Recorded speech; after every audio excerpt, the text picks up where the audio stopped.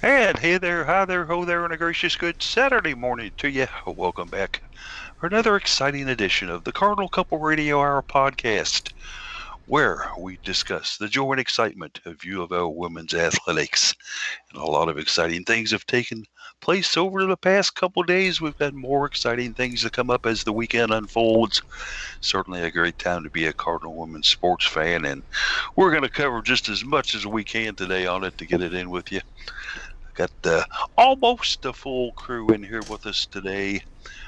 Daryl over at the ACC Louisville complex getting ready to do some softball production. We've got Jared out there at the ballpark, but he is going to be kind of popping in and out with us as he can. In addition to his photography duties, he'll be providing a little commentary. But we got Jeff in the house. Jeff and I were just kind of reminiscing a little bit about the passing of a Louisville legend and Howard Schnellenberger, who certainly brought Louisville football back from the precipice of Division 1A and worse. But the Howard is gone, but certainly his memory will live long, huh?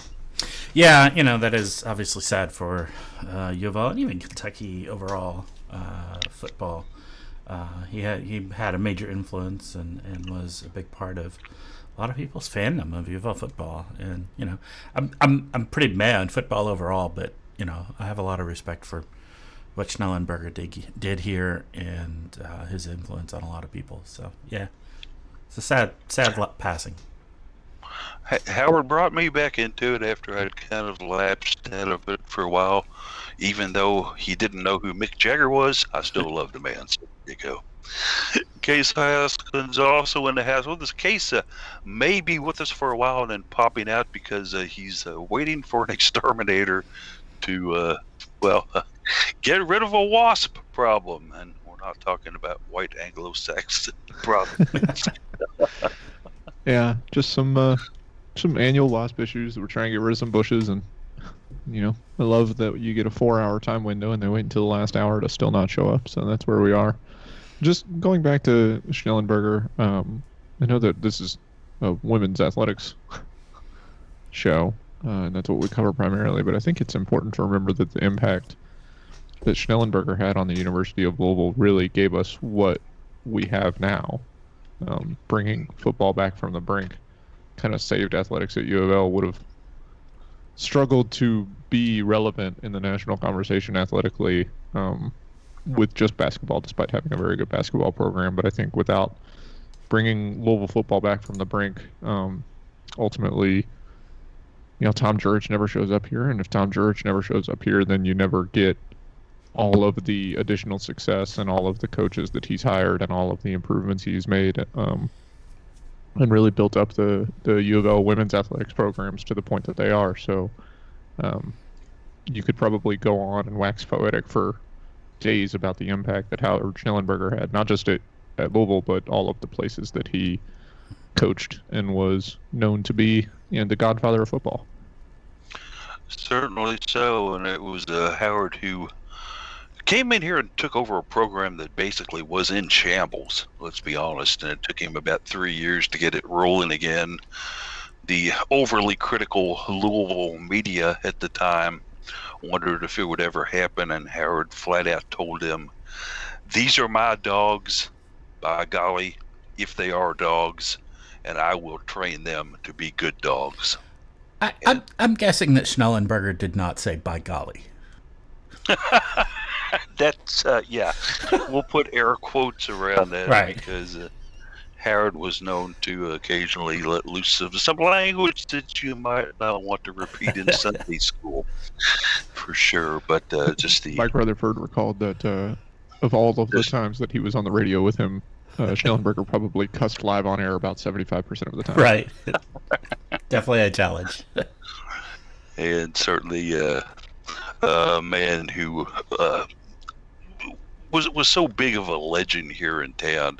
Whenever Howard would appear anywhere, it was usually a sold-out performance. And certainly with his entourage, Bev and her group and all, yes, those were golden days of Cardinal football. And I got a feeling somewhere up there in that great sky beyond us, if God has got a football team up there, Howard is probably patrolling the sidelines asking for a light for his pipe and for somebody to block on the offensive line. So rest well, Coach.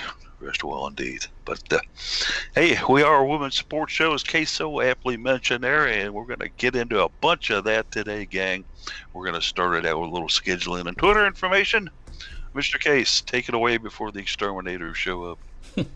Yeah, it's a full schedule as it has been for a while. So going right into it, women's golf is in Clemson for the Clemson Invitational. That's an all-day event listed as TBA, but you know how that goes with golf. They've already started, I'm sure.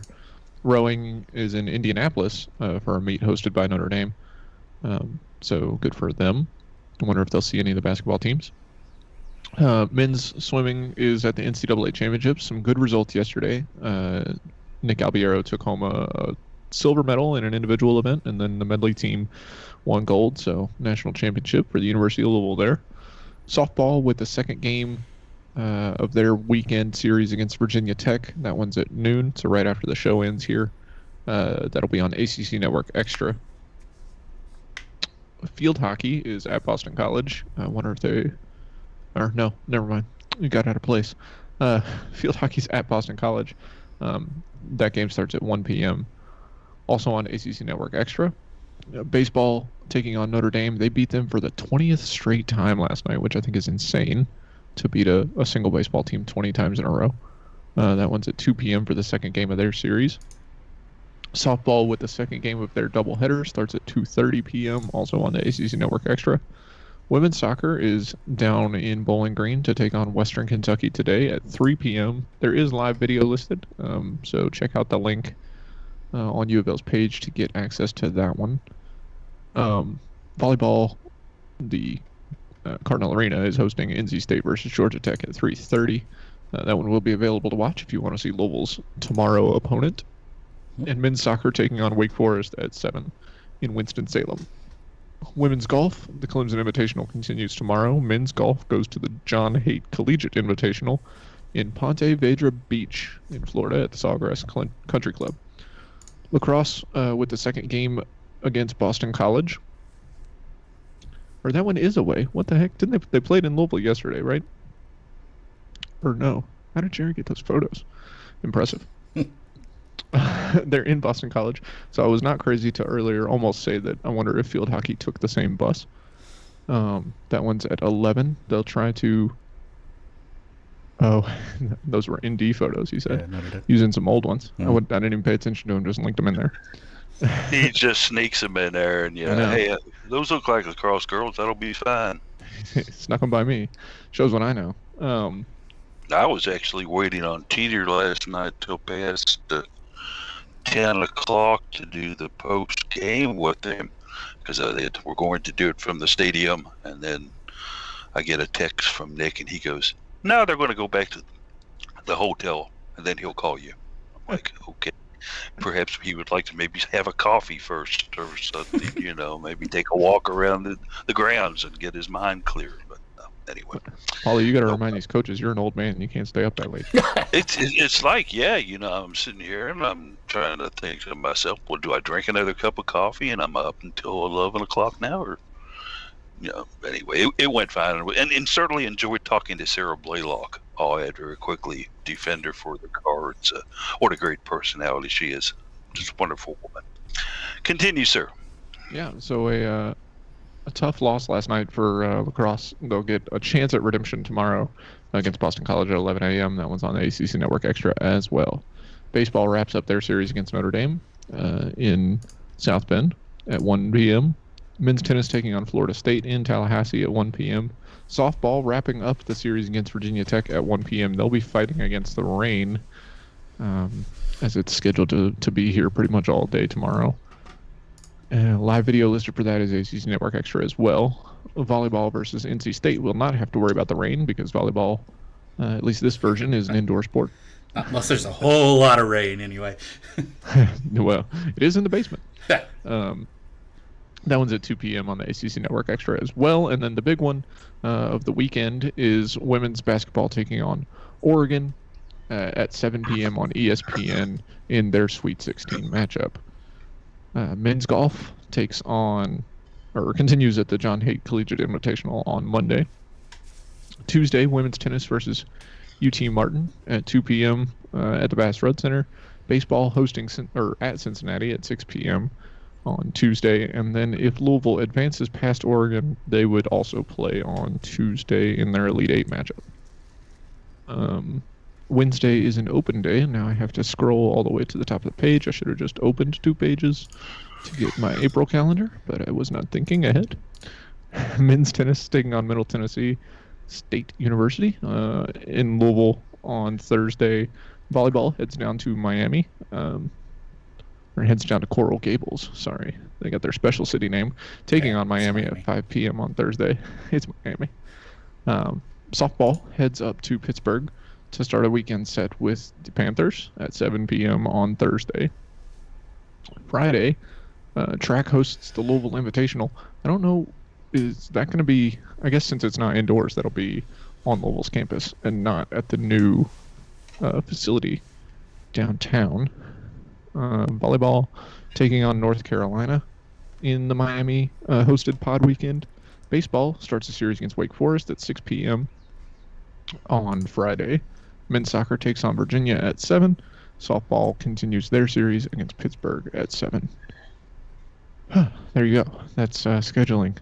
As we move into Twitter, with all of these events, if you can't watch all of them at once, you can always keep up on Twitter with all of them at once. The easiest way to do that is to check out the right side of the site where there's a nice curated list of the UofL Women's Athletics Twitters. iTweet is at Best Case Scenario. That's BST Case Scenario. Paulie is at Cardinal Couple. Jeff is at Card Couple Radio and at Jeff McAdams. Jared is at Mr. Anderson Jared. And Daryl is at Daryl Faust 4. So I had to get those in under the gun because my dog was reacting as though she might hear something, but no doorbell yet, so I'm still here. Certainly well done indeed, Case. Got that done in record time, I think, for as many events and things to cover with. So a lot of fun stuff coming up, obviously, in the next couple of days. Certainly one of the ones that we're looking forward to very, very much is the Sweet 16 for women's college basketball in the NCAA tournament as things actually get started, guys, today with the Sweet 16 as you've got really 3 different television stations, networks covering this with ABC, ESPN, and ESPN2. The schedule as it sets up for today at 1 p.m. UConn facing Iowa. It's going to be a great battle between 2 freshmen in Paige Buckers and also in Caitlin Clark. Mm-hmm. At 3 p.m., Baylor, they've been impressive lately, takes on Michigan and Naz Hillman. Both of those on ABC. At 6 o'clock, the Hoosiers, number 4 ranked Indiana, will take on Westmore University, North Carolina State. And that should be an epic battle. That'll be a fun one to watch at 6 o'clock on ESPN2. And then, of course, at 8 o'clock, Texas A&M faces Arizona, ESPN2 also. Well, let's kick these 4 games around quick, guys. Thoughts on them? I think I'm going to be interested in watching that Iowa-UConn game, or at least seeing the results. That's, that Caitlin Clark versus Paige Buckers matchup, I think has the potential to be really awesome. And I think that has the potential to be a much closer game than most people may give it credit for, with the presumption of UConn dominance having been a thing in women's basketball for, the better part of a couple of decades now. So I think that it could be interesting. I'm looking forward to it. Yeah, I agree with Jeff on that one. I think of all the games right now for today, that Iowa-UConn 1 o'clock tip-off is probably going to be your highlight one. Although looking at some of the favorites, it looks like Indiana's a 2-point favorite over NC State right now, which that's it could be a good game a little surprising. I have a hard time believing that right there. Holy I know cow. Indiana's a good team, but we've played NC State twice this year, and just watching NC State a lot in the ACC, it's going to be hard to see Indiana pulling off that upset. I think the most likely upset to see right now maybe Arizona over Texas A&M, just because Texas A&M really hasn't impressed me these first two games. Kind of the same way that Louisville hasn't impressed most people these first two games either. So I think that Arizona A&M game is going to be a nice one to watch tonight. Yeah, that one's interesting. I haven't really seen Arizona play this year, so I don't know much about them. I kind of, just glancing at it, I think, okay, A&M's going to kill them. But, yeah, I don't know. I haven't seen Arizona play, so that'll be interesting to see as well. I think A&M has to thank their lucky stars that they're in the Sweet 16, too. They, if I remember correctly, it was an Iowa State team that they took on to get to the Sweet 16 and trailed just about the entire whole game on that one. And then at the very, very end, it was an ex-Notre Dame ball player by the name of Jordan Nixon who hit the go-ahead shot for Texas A&M at the buzzer. Got mobbed by everybody but the public address announcer. And they took that game away from Iowa State. So obviously a lot of heartbreak on the Iowa State side for sure, but A&M advances. The game that I'm really interested in the most here, guys, is that NC State versus Indiana game. Because everybody's giving Indiana a lot of credit that they're going to come in here and do a wonderful job against NC State, and I'm going to say not so fast, friends. This is NC State. Respect for Indiana, but NC State is a very good team, as we've seen. That's going to be a big hill to climb for Indiana. Everybody's giving them a lot of credit, but I'm not so sure.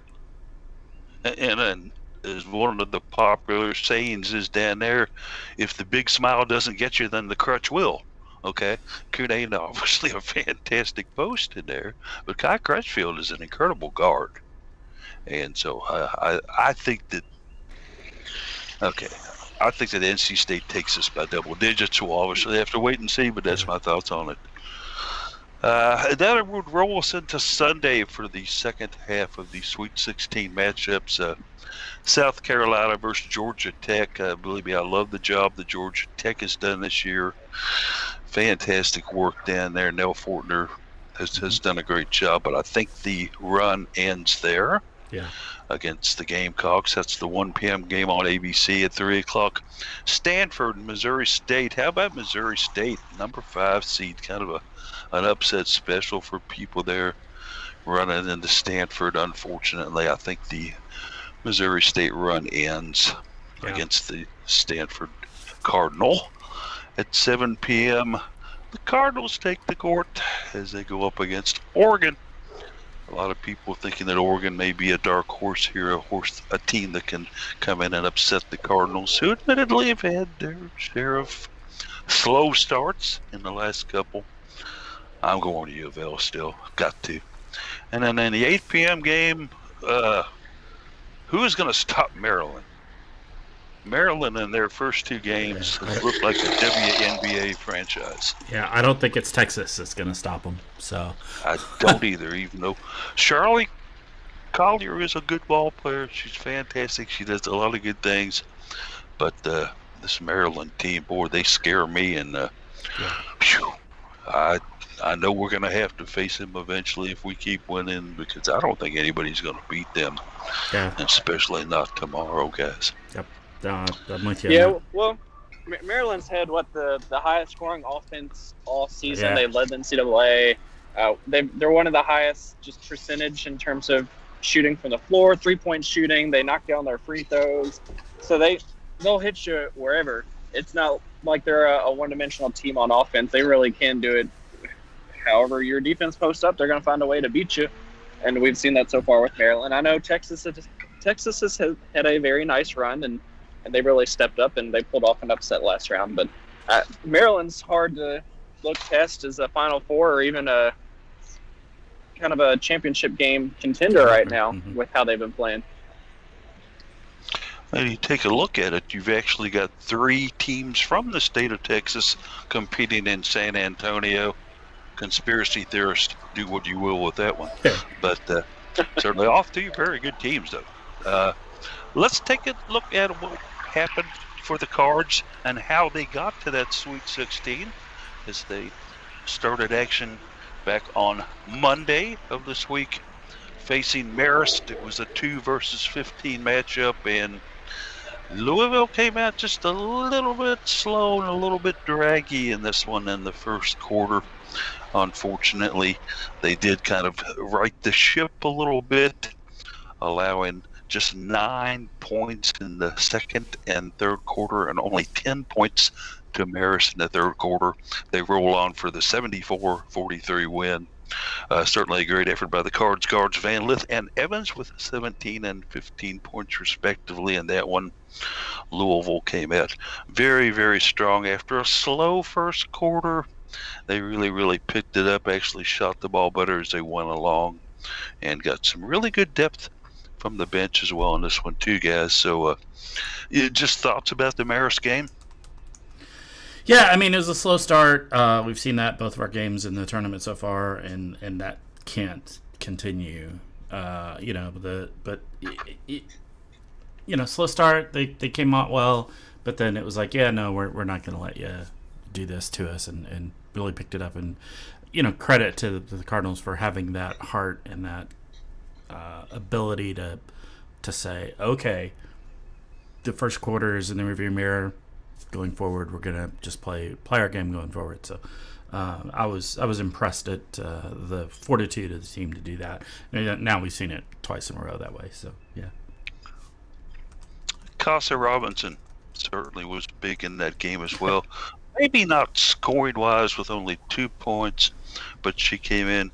She puts up 7 rebounds in this contest. Had 4 assists to kind of co-lead the Cards in this. And Jeff Walls he's got a baller there in Casa, and I'd like to hear little thoughts on what she's been doing, guys. Well, I think she's been really impressive. Very critical to this team as she's made a spot for herself in the starting lineup throughout the season. Not because, like you said, of scoring, but because she just does so much more. She picked up 2 steals and a block in addition to the offensive stats she put up. Just 1 foul. And while she only scored 7 points, 3 of 5 shooting is really efficient, and 5 shots is actually, a pretty fair number for her. We talked about midway through this season about if she's going to get starting run and she's going to be dependent on so much defensively, eventually people are going to be leaving her open, and she has to be willing to take shots. And it seems that she has shown more of a willingness for that, and it's shown as she scores some pretty critical baskets for Louisville, both in the ACC tournament and now in this NCAA tournament, where that start against Marist was not. It wasn't just like Marist came out and punched Louisville in the mouth, right? Like if Louisville goes down 9-0 in the first 3 minutes because Marist just is making almost all their shots, then that's one thing. But Louisville scored 2 points for 5.5 minutes. That was just a really slow start, and they needed anything to get them off the schneid, and you get a Kiana Smith 3-pointer and then some good defensive play by Robinson and a layup, and then you're on the right track. So she's been just the spark that Louisville has needed in the back half of this season. Yeah, I don't think you can sing Mikasa Robinson's praises enough or too much at all. I've joked a little bit about Debbie Antonelli, the commentator, being so focused on offensive play, but even in joking about even she's getting hyped for Mikasa Robinson play, and there's some truth to that. All right, Antonelli is very offensively oriented, but yet credit to her, she recognizes the value that Mikasa brings to this team and the skills, and has been very hyped on her. And we see it. I tweeted the other day, it's 94 feet by 50 feet for a basketball court, and how does she always manage to be in the right spot, right? That's knowing the game, being able to size up the situation, and getting herself and hustling and getting herself in the position to be in the right spot to make a play that the team needs, and 5'7" with the number of rebounds she gets is a perfect example of that. That's about positioning, blocking out, doing the right thing, being in the right spot to be able to collect that rebound over sometimes players that are 5 and 6 inches taller than she is. And let's not set aside or make any light of the Cardinal defense in this game. Let's listen to these numbers real quick. In the second quarter, Marist shot 3 for 12. In the third quarter, 1 for 12. In the fourth quarter, 3 for 15. Total shooting percentage of 23.2% for the game. Now, that talks to me a lot about defense, and certainly Casa Robinson was big on that defensive end for the Cards. But some of the others who came in off the bench, let's give some props to Alana Smith. In 22 very good minutes in there, played some great defense for the Cards. And how about Erika Kono in that game with 6 steals and also 3 rebounds. Kono came in and just certainly turned up the defensive pressure. And that's, in the end, basically what won this thing for the Cards, was shutting down Marist. Marist was unable to get in any kind of rhythm after that first quarter, could not get anything set offensively, and basically could not keep up with the Cards in the transition game. So, kind of thoughts on Kono's effort there, guys. 6 steals. Wow. Yeah, Kono's really stepped it up and just kind of evolved as she becomes more familiar with the American style play.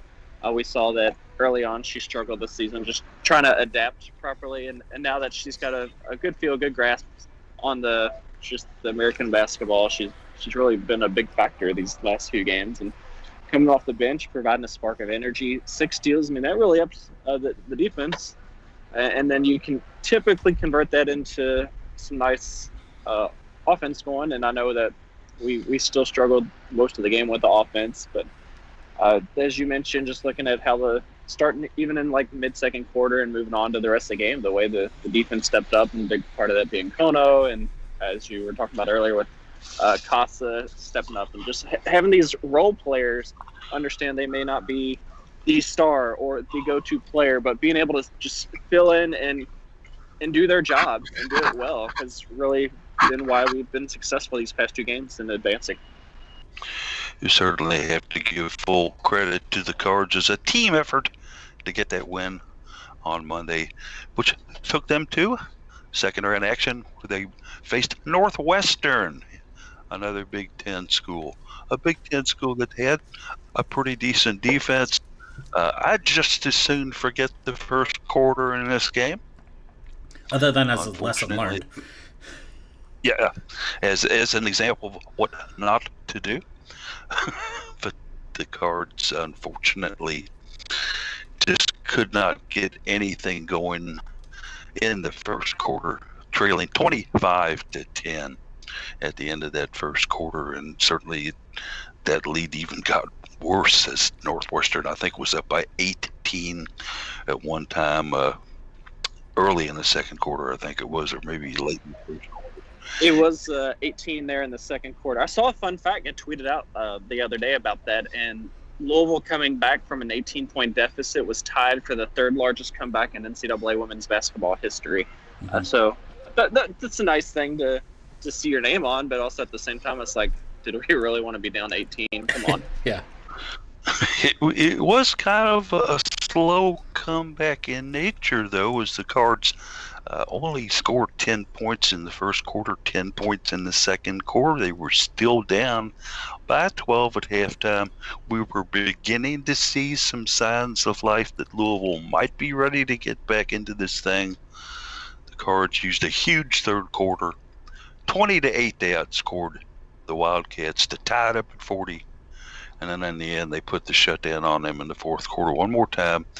Cards' biggest point total of the game in the fourth quarter with 22 points, holding Northwestern to just 13. They get the 62-53 win. Boy, there's a lot of stars you can put on the platter for this one, but I'm going to talk about 2 right here. Kiana Smith stepping up, hitting 5 out of 10 shots, giving the Cards 32 very, very solid minutes, leading them in scoring with 16 points. And then let's talk Haley Van Lith here. Guys, she only took 4 shots in the game. Yeah. She hit all 4 of them. She didn't miss any shots at all. Threes. Yeah. Yeah. Perfect from the free throw as well. Free throw line 3 times, Yeah. 3 for 3. So you consider Haley threw the ball toward the basket 7 times, and all 7 went in. How about that for 13 points? Of course, everybody's been ragging on Dana Evans here lately, and I'm tired of it. I want everybody to hush up about it. Quit picking on Dana, okay? She had 14 points in the game, okay, guys? She was part of this winning effort that Louisville had here, even though she had to, sit down, kind of collect her thoughts a little bit. Still, Dana was a big factor in the Cardinal win here. So let's kind of bat this game down a little bit, talk about it a little bit. How many of you were on blood pressure medicine in the first? This guy. Yeah, we all were, I think. I mean, I really look at there were 4 players that scored between 13 and 16 points on the Cardinals team. Right, this was a team game. You didn't see one person standing out amongst the rest. You saw a lot of players doing some really amazing things, and the video of Casa Robinson getting that save on the sideline is incredible. I mean, that you're going to see that in Cardinals highlights for years to come. Justifiably, deservingly so. That was an amazing effort and play. So, but I mean, credit to Kiana Smith, Dana Evans, Haley Van Lith, and Olivia Cochran, 16, 14, 13, and 13 points respectively among those. Impressive numbers, scoring by committee. The thing that I think the key, what I saw as the key of the game, was in this Northwestern game in the first quarter. We were playing zone defense. That has a tendency of slowing down, backing up, and just kind of slowing everything down, keeping it calm, and forcing outside shooting for the other team is what the goal is, which can be a good plan. But this Cardinals offense is keyed off getting things off defense. The defense feeds into the offense. We switched to man-to-man in the second quarter. And we stayed down for a little bit, but it was a different feel to it. The Cardinals felt like they were in the game more, I think, starting in the second quarter when they switched to man-to-man. So I kind of look at that as a big aspect of why this game turned around.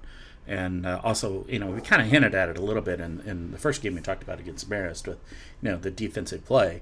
And I think we really saw just how clearly that is an important aspect of the Cardinals game in this game against Northwestern.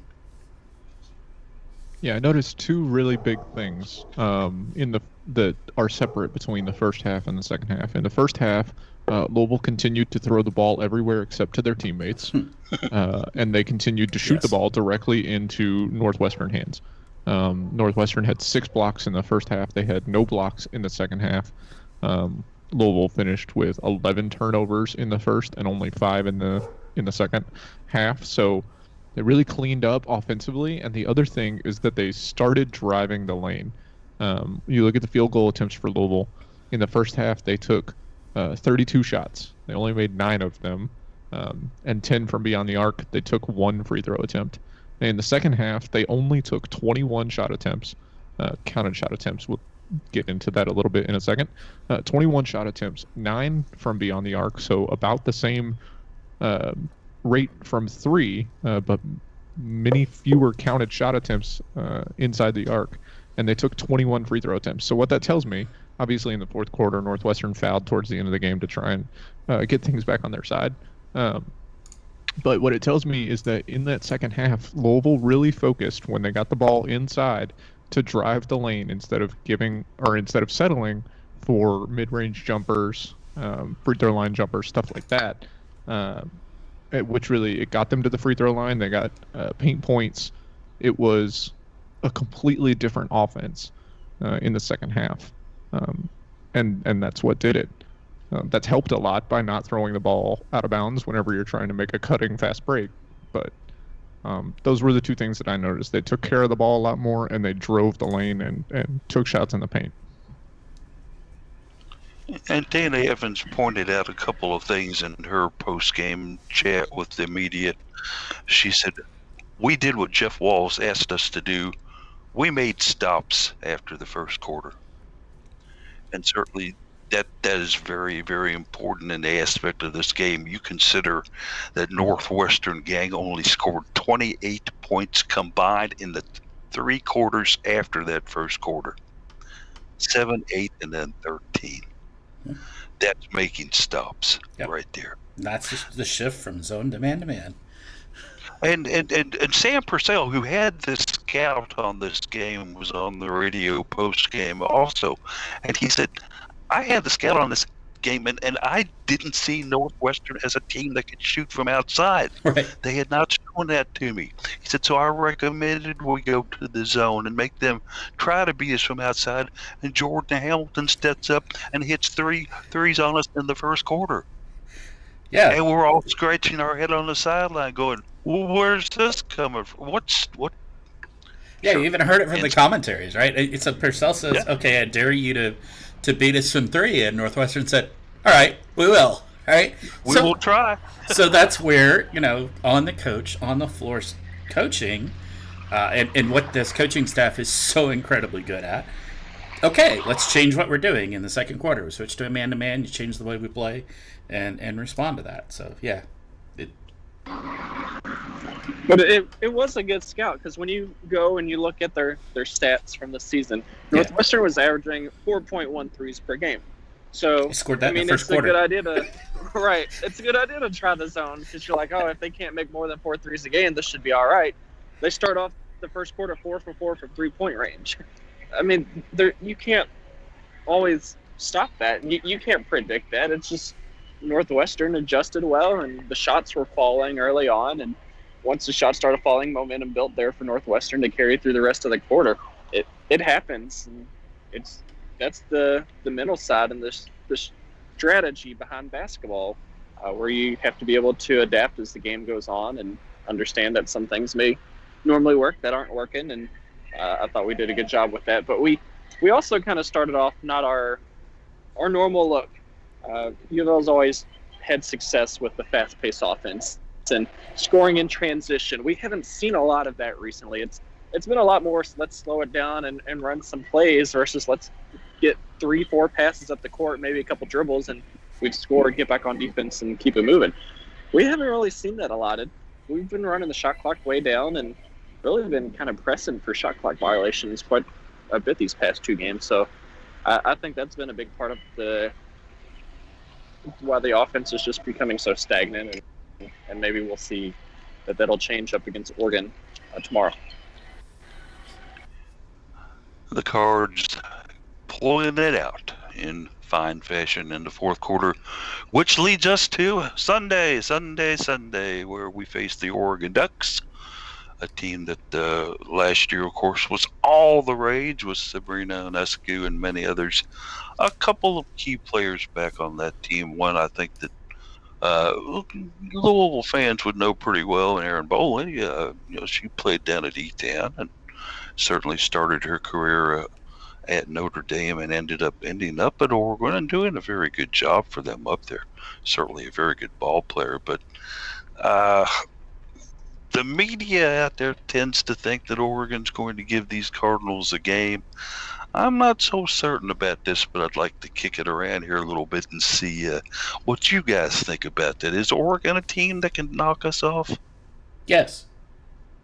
Okay. I've got one yes. Yeah, I mean, yes, they can. Are we going to come out? Are we going to play our game? Are we going to be able to do what we need to stop them?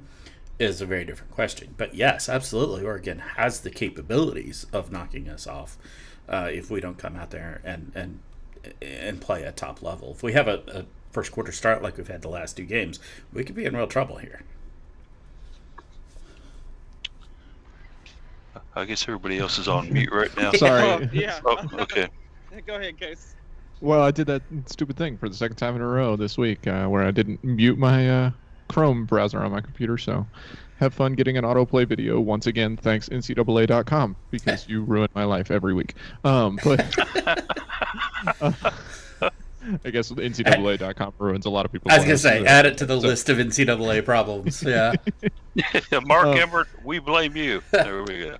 But Oregon definitely has the chance to beat Louisville. Vegas certainly seems to think so. I believe that Vegas still has Louisville is the underdog in this game. Higher seeded underdog is never a fun position to be in, but maybe Coach Walls will use that as motivation to Louisville to not start this game like they've started the previous two, because if they do, Louisville is going to have a bad time. Oregon is now playing with house money.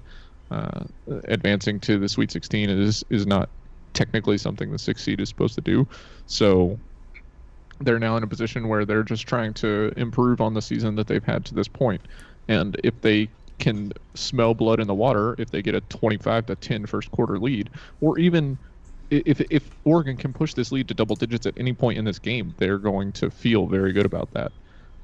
They weren't particularly impressive in their first two games. 20-point win over South Dakota is great, but I mean, you expect a big win like that, especially in women's college basketball, where the talent disparities Jackrabbits, man.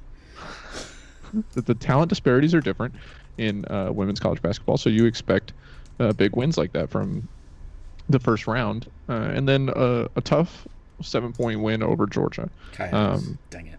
Got it wrong. Sorry. I was going to say Georgia. Jackrabbits, South Dakota State. That's right. Gosh, I was close. Coyotes. So a very tight game with Georgia. Get a lot of people up at Bismarck mad at him. Yeah, well.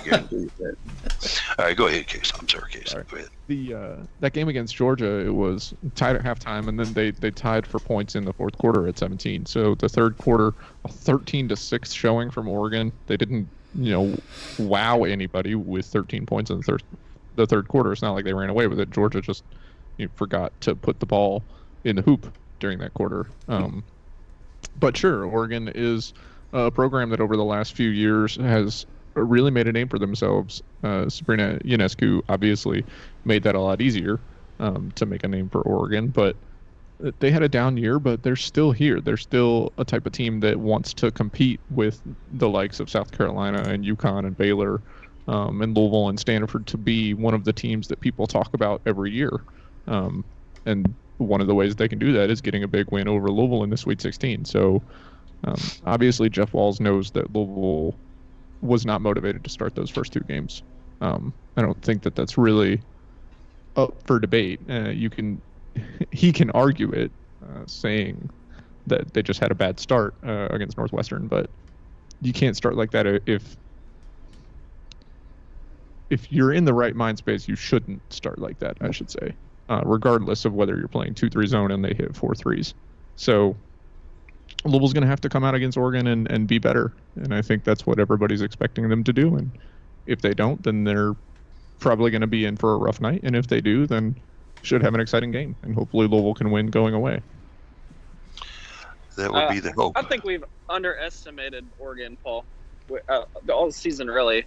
We kind of been banking on, Sabrina Ionescu carried them last year, and yeah, in a way she did, but there's also a lot of other talent that was around her, and there's 8 losses on their record, and you think, a 15-8 team or wherever they're at this point in the season, you're like, maybe they're kind of fortunate to be in the tournament, but you look, and 2 of those losses are against Stanford, a 1 seed in the tournament. 2 of those losses are against UCLA, who was a 3 seed in the tournament. You got 2 losses against Oregon State, who's always been a tough opponent, and I'm trying to remember who the other 2 losses were, which were also in the Pac-12, another team that was in the NCAA tournament. So it's not like their losses are coming against poor or mid-level teams.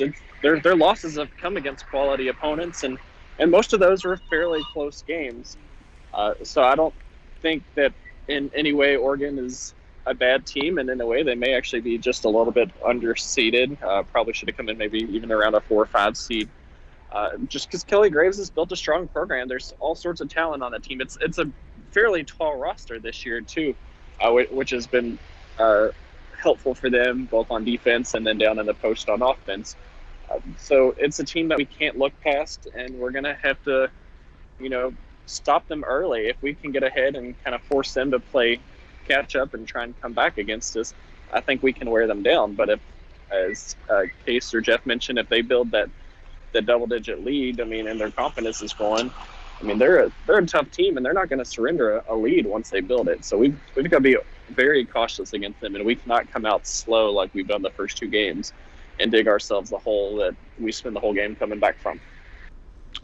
And a matchup I want to see in this game is how 6'7" Sedona Prince is going to do against the two-headed post monster that the Cards have in Cochran and Dixon. Okay, now it's not like the Louisville girls have not been up against height. Okay, let's face it, they had to go up against Cardoso at Syracuse. They've had to play against Kitely at Virginia Tech. They have had to play against Cunane at NC State. They are well experienced in going up against good centers, 6'7" centers even.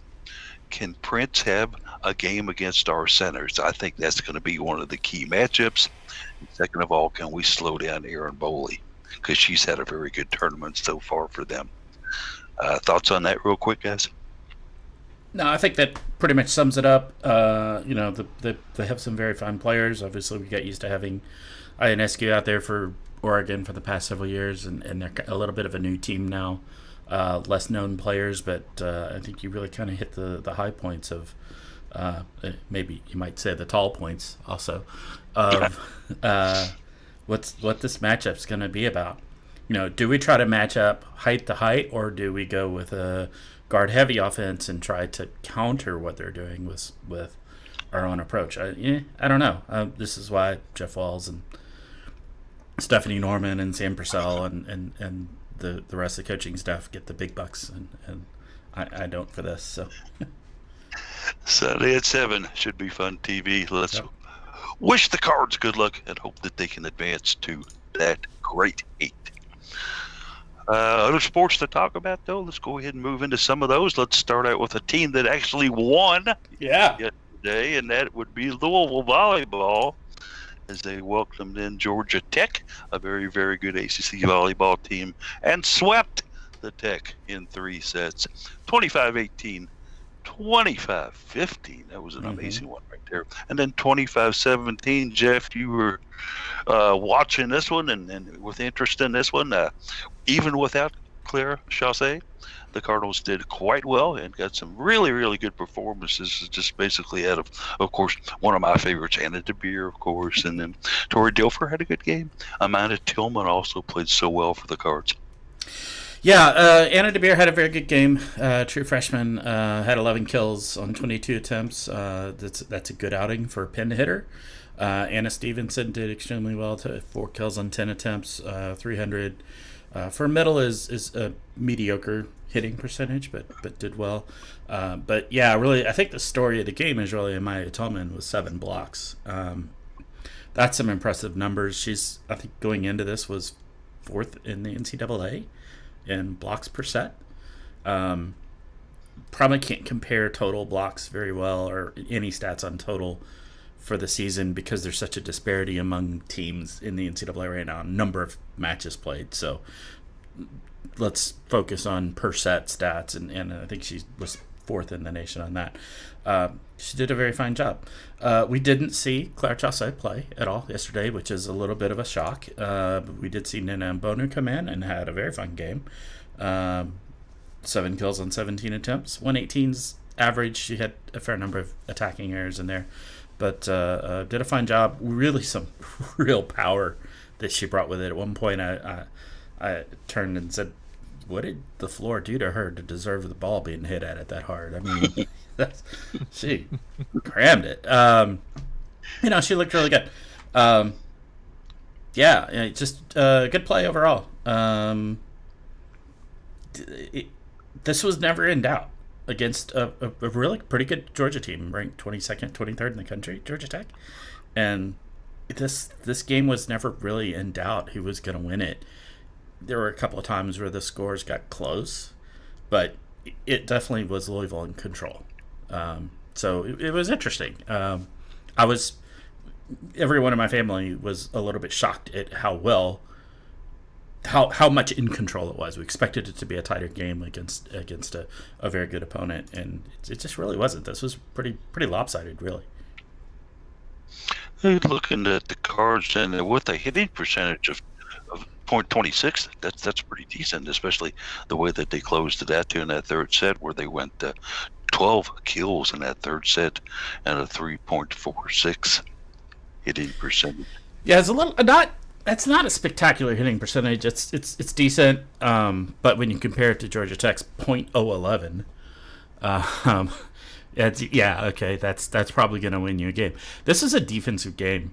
The commentators, Patty Norton and Paul Najar were talking about how much it was defense versus offense. Louisville is a very defensively oriented team with blocking and digging and passing, which is a nice change from some previous years we've had in the past few years, where Georgia Tech has a very, very aggressive offense, and Louisville won that battle. Or the defense shut down that offense for Georgia Tech, and that made the difference in the game. So you see a little bit of a lower scoring percentage overall in the game across both teams because it was more of a defensive battle.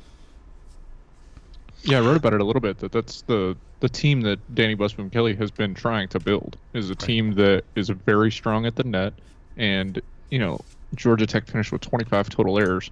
Only 12 of those are blocks. So, in addition to just preventing Georgia Tech from being able to get the ball over the net, when they were able to get the ball over the net and trying to avoid blocks, they could not find the court. And I think, like I said, that is the team that Danny Busboom Kelly has been trying to build, is one that's just going to really punish you at the net if you're not able to, get Louisville out of their blocking rhythm or find your spots to get around the blocks. And Georgia Tech just was not able to do that last night. Okay. Louisville's hitting percentage is marred by that second set, hitting 0.48. Other than that, the first and third sets were really good. So that second set just kind of awkward. And it was because I think both teams were so far out of rhythm. It was both teams' worst hitting set. And probably neither team could get in a rhythm because they were so shocked by the other team doing something magnificently dumb in the previous point. Yeah, it was definitely the second set was a bit sloppy looking to watch play. So I will say on the defense, I will call out. You're correct that Danny Busboom Kelly wants to create a defensive power with strong net presence and blocking. I will, however, shout out to Dan Meske, the associate head coach. He is the one that does the blocking coaching. Danny Busboom Kelly is a phenomenal coach. She's great. She did, however, play setter and libero when she played. Blocking is not her specialty. Dan Meske is a very, very good blocking coach, and we're reaping the benefits of having his expertise at that role. Well, the best coaches fill their gaps. Yeah, fill their absolutely. gaps with the best assistants. Part of being a manager, man, is getting people that can do things better than you can. Exactly. Yeah. And those who can't coach. That's right. As the Cards go to 11-2 overall in the split season with the win, Georgia Tech drops to 11-3. So definitely two of the top teams in the conference here. Good win for the Cards. Let's hope that they can continue that on over into Sunday and keep that hot streak going for themselves. Yeah, the ACC is theirs to lose now. Yeah, it really is. Pretty much. And I will say I will comment on this and some of our text messaging, group messaging. The ACC standings in volleyball are a little weird right now because of that fall pod setup influence that we had and just number of matches played between various teams. It is starting to sort itself out into a little bit of normalcy, but take a little bit of a grain of salt with some of the standings as they continue to sort themselves out. We were in that northern pot of death in the fall, and Georgia Tech wasn't. So yeah, I mean it's likely that their standings are going to look a little better when you count that in for it. Bring Notre Dame back. I want Notre Dame again. There we go. We never got the second match in because even in the spring session that got postponed. I want them here and now. Yeah. Come to town. I wish we would beat you. That's okay. As the leading team in the ACC, if we don't play them, they can never technically gain a game on us. So you can't ignore them, Case. You got to bring them in. You got to beat them in a race all dead. Okay. The perhaps most exciting contest of the night, though, was not volleyball. Certainly was not softball. We'll get into that in a second. It was Louisville lacrosse. Up in Beantown, up at Boston College, up at Chestnut Hill, on a football field, Alumni Stadium. They were, as they took on the number 4 ranked Boston College Eagles in lacrosse in Alumni Stadium. Cards started slowly in this one, down 3-0 after the first 3 minutes, but in typical Louisville fashion, they came roaring back, got this to a 5-4 game, and at halftime the Cards were down 7-9 to a very, very good Boston College team. What say you, Scott Teeter? Here's a plan. Let's come out and score 5 goals to start the second half, and they did. Cards went up 11-9. And certainly got some very good performances out of Hannah Morris and Allie Hall in that stretch.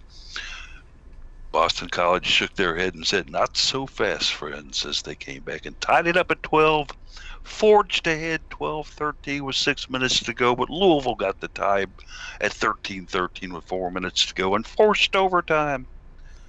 Unfortunately, 4 minutes into the overtime, the best player on Boston College's squad, who had been shut out the entire game, found her way clear to score a goal against our best defender, and Boston College wins 14-13 in this contest. Anytime, guys, though, you can play number 4 that close on their field, I'm still very proud of this Louisville team, fellas. Yeah, I wrote about it being disappointing that you ultimately lose the game, but some really, really encouraging aspects there. To go down 8-4 was tough for them. They could have, folded in that way, but turn around and go on an 8-1 run to take a 12-9 lead. It would have been nice if they could have held on to it, but Boston College is the 4th-ranked team in the country, 4th/5th-ranked team in the country for a reason. And when they took the lead back, they could have easily just kind of held on to it for the remainder, or even stretched it by a couple more goals. And Louisville said, "No, we're not done yet." We're able to tie that up and play a really tense final 4 minutes of the regulation there. Unfortunately, just like you said, quickly into the overtime. There's nothing else in the play-by-play of the overtime. It's draw control by Charlotte North, goal by Charlotte North. So both teams just really tighten that overtime, not able to get anything going until Charlotte North finally puts her first shot of the game on goal, and it goes in. A tough situation indeed. And one of the things that Boston College had planned on and did quite well is shutting down Louisville's arguably best offensive player in Carolyn Blaylock. Carolyn did not score the entire match. The face-on guarding of her did shut her down. But then, of course, the Cards with Carolyn's sister Sarah did the same thing till North until the end of it. Scott Teeter encouraged by this. He said they learned a lot of things from this contest. He was proud of the way they fought back.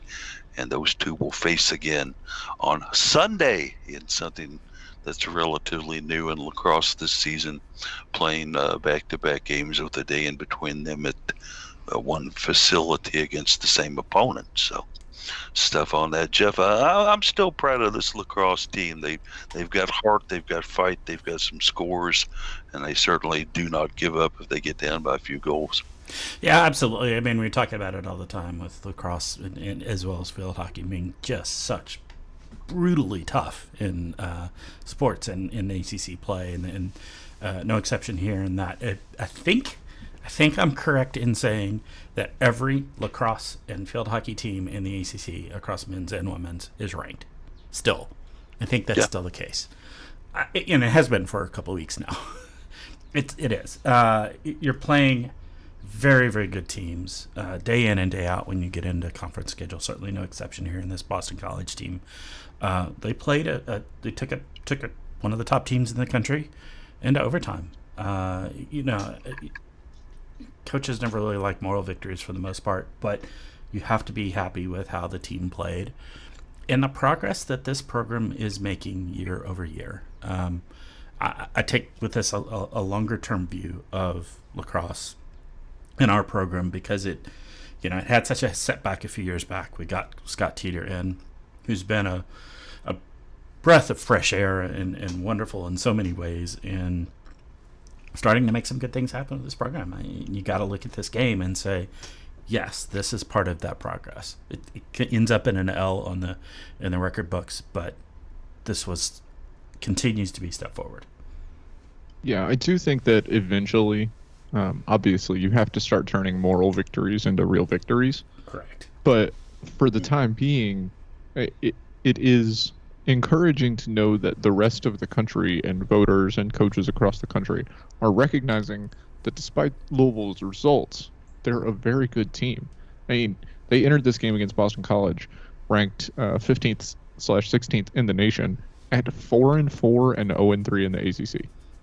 Like, you look at that record and you're like, why are they ranked? But then they come out and they put up a performance like this against Boston College, and I think even if they lose tomorrow, which would put them at 4-6 and 0-5 in the ACC, if they play them close again, coaches and voters are still going to be like, well, they're still a really good team. They just play all the other really good teams, and to see a top 25 team at 4-6 and 0-5 would be hilariously insane, but it could happen.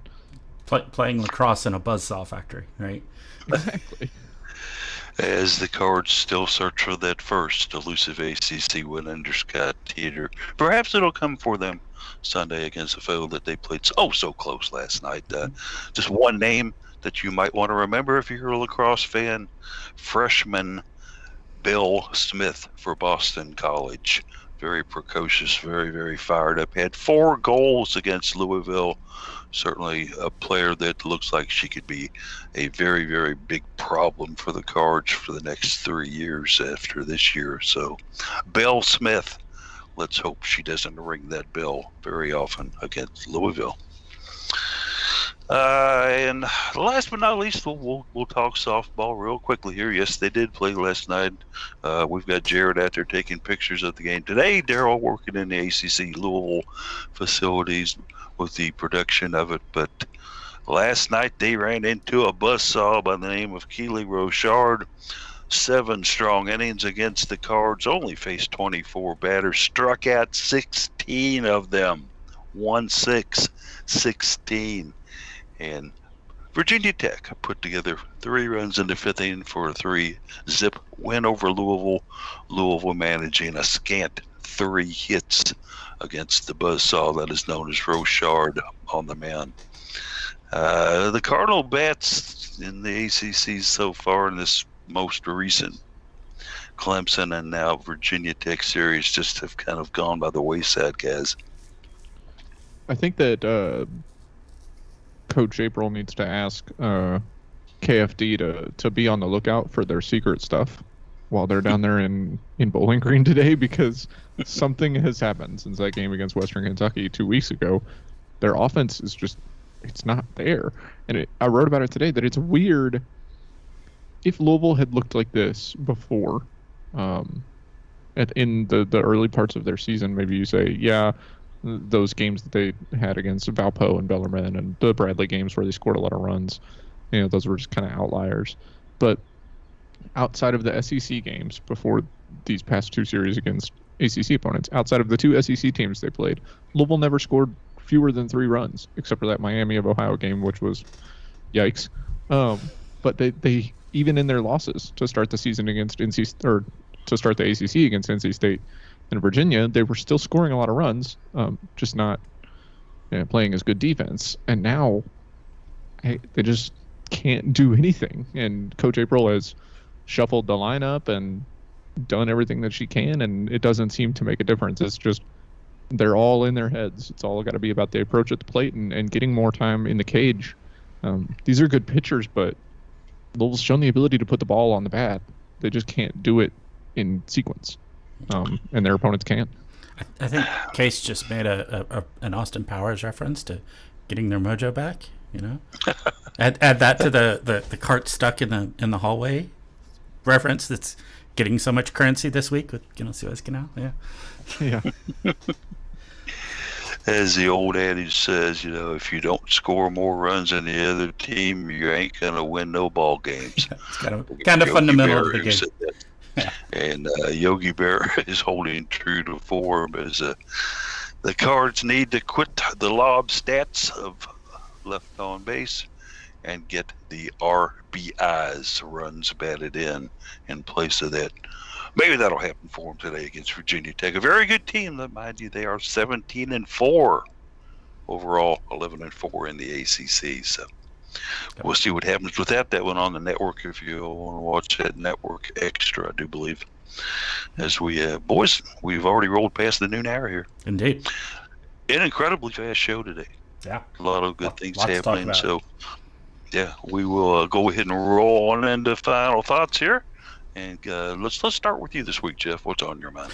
Yeah, I'm heading back out to volleyball today. I'm going to go out and watch the North Carolina State Georgia Tech game, kind of scout NC State a little bit. I suspect it won't be all that much of a challenge for the Cards tomorrow, but there are limited ticket sales available now. They have loosened up a little bit, letting people come out and buy some tickets. If you go, keep your masks on, sit in the green dot seats. That's their protocol out there. Credit to the yellow shirts there, who have really done a good job of kindly and pleasantly shepherding people to sit in the right spots. So I just wish my tickets that I bought weren't directly behind the upref, but yeah, I'll move around a little bit. And if by some great chance Miss Wolf shows up, Jeff, I'll pay top dollar if you kidnap that baby and bring her on back. Okay. Throw her in the car and say, "You're coming with me, sweetie." Case, what's on your mind? Louisville soccer still trying to find their identity without Amin Akic on offense. That tough loss last week against Auburn. They went, I think, 116 minutes without anybody scoring a goal, which is a long time to play scoreless soccer, especially in golden goal overtime that they have in college soccer. They were just 4 minutes away from taking it to penalty shootout, or actually, I guess it would have been a draw because it's just regular season, which Auburn has a lot of. They have 3 draws this season, which is insane. Yeah, it is a bunch. Wow. But they almost had 4. But Louisville just can't get anything going on offense. Defensively, they've still been really good, especially in goal, with Cazellas having 6 saves in that game. It's tough. They're going to need to make some improvements to make the spring NCAA tournament if they intend to do that. So that's going to start today against Western Kentucky. Hopefully they can find some way to score goals without Amin Akic at the front and see what they can do for the remainder of the season. Indeed. We can hope that can certainly happen for the Cards as KFD looking for someone to replace EE. As far as my final thoughts go, we'd started the show actually today with the loss of one legend. I'm going to talk about the closing of another legend, and that is the Cardinal Hall of Fame Cafe on Crittenden Drive. Certainly a place where Cardinal fans, when it first opened, and really used to love to go in there and look at all the memorabilia that graced the walls and the facility. As time drew by, though, less and less people were making that trip, and certainly the COVID epidemic cut down on that attendance. As for me, my last time in there will be a memorable one. I was in there in 2015 when Jude Schimmel had her book signing, and Sony and I were fortunate enough to go in and interview Jude, get a book signed, and spend some quality time talking with her. Maybe someone will buy it. Maybe someone will make it into something else. I guess we'll wait and see on that. But another legend in Louisville bites the dust. So, but that'll do it for us today. Certainly, we've had a great show with everybody today. Hope you have a great weekend filled with lots of Cardinal wins, and we'll catch you back here next week at 11 a.m. on Saturday with the Cardinal Couple Radio Hour podcast. Until then, go Cards.